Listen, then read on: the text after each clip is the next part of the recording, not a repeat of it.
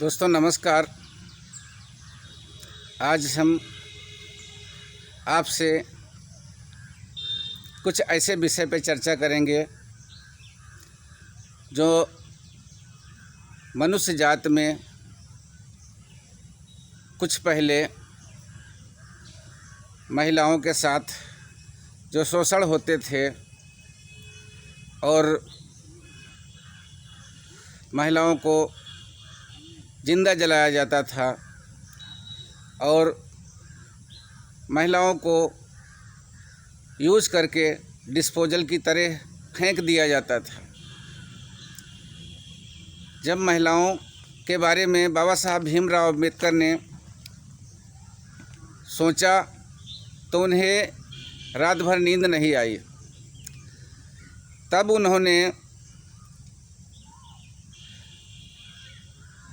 कहा कि हम इन महिलाओं के लिए कुछ न कुछ ऐसी व्यवस्था करेंगे जिस व्यवस्था से इन महिलाओं को जीने का, खाने पीने का, रहने का सारी फ्रीडम उनको मिल जाए, सबके समान अधिकार मिल जाएं।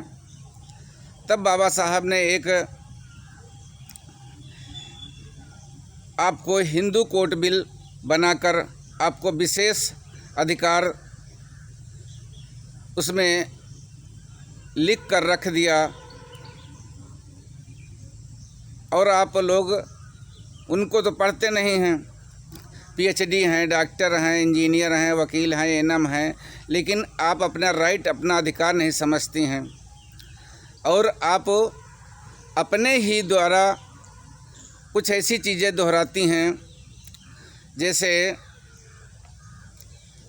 लड़कियां फूंकी जाती थी और आज भी लड़कियां जलाई जाती हैं होली के दिन।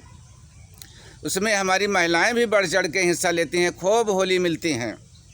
उन्हीं को फूंका जाता है, उन्हीं खूब होली मिलती हैं और गुड़िया बनाकर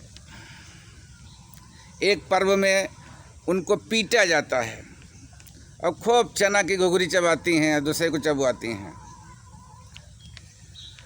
अब बताइए, बाबा साहब ने जो कुछ लिखा है आप उसको पढ़ लीजिए।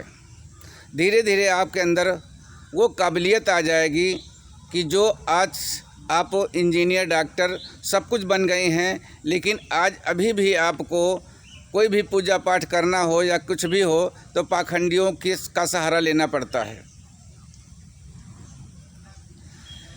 इसी के तहत आप अपने को वास्तविक अगर देखा जाए तो आप अपनी मम्मी पापा को एक तरीके से भगवान का रूप मानते हुए उनकी सेवा करें। वही एक आपके सच्चे देवता हैं और तो सब कुछ लोगों के बनाए हुए जो दिमागी और शरारती दिमाग के थे, उन्होंने एकाधिकार, एक जाति का अधिकार, एक वर्ण का अधिकार सारे ग्रंथों में भर दिया है। उसी में आप सब भटकती रहती हैं। बहनों, आपके लिए जो संविधान में बाबा साहब ने लिखा है उस पे ज़रा आप एक बार पढ़ के तो देखें। बाबा साहब ने लिखा है नंबर 1 पे महिलाओं को पुरुषों के बराबर कानूनी अधिकार उन्होंने लिख दिया है। दूसरे नंबर पर लिखा है महिलाओं को अपनी मर्जी से बच्चा गोद लेने का अधिकार। तीसरे नंबर पर लिखा है किसी भी जात की लड़की व लड़के से विवाह करने का अधिकार। चौथे नंबर लिखा है पति और पत्नी का एक समय में एक ही विवाह करने का अधिकार। पिता की और पांचवा है पिता की मृत्यु के पश्चात पुत्री का भी भाइयों के साथ बराबर संपत्ति का अधिकार। और छठा नंबर पे है तलाक देने की स्थिति में पति से पत्नी को आर्थिक सहायता लेने का अधिकार। विधवा 7वें नंबर पे है विधवा महिला को दोबारा शादी करने का अधिकार। बाबा साहब ने लिख कर पास करा दिया। किसी भी स्थिति में महिला को प्रताड़ित करने वाले दोषियों के लिए दंड का प्रावधान। और एक लाइन में और बाबा साहब ने लिख दिया है पुत्री की हैसियत पुत्र के बराबर और पत्नी की हैसियत पति के बराबर रखकर सामाजिक एवं आर्थिक स्थिति मजबूत करने का अधिकार व प्राविधान। और एक है सरकारी नौकरी पर ड्यूटी कर रही गर्भवती महिला को 6 माह का अवकाश, तनख्वाह सहित विथ सैलरी प्राप्त करने का अधिकार। लेकिन बहनों, आप अपनी जो ताकत है उसे आप नहीं देख पा रहे हैं। बाबा साहब कहते थे कि मैंने किसी एक जाति या किसी एक समुदाय के लिए काम नहीं किया, न मैंने संविधान में लिखा है।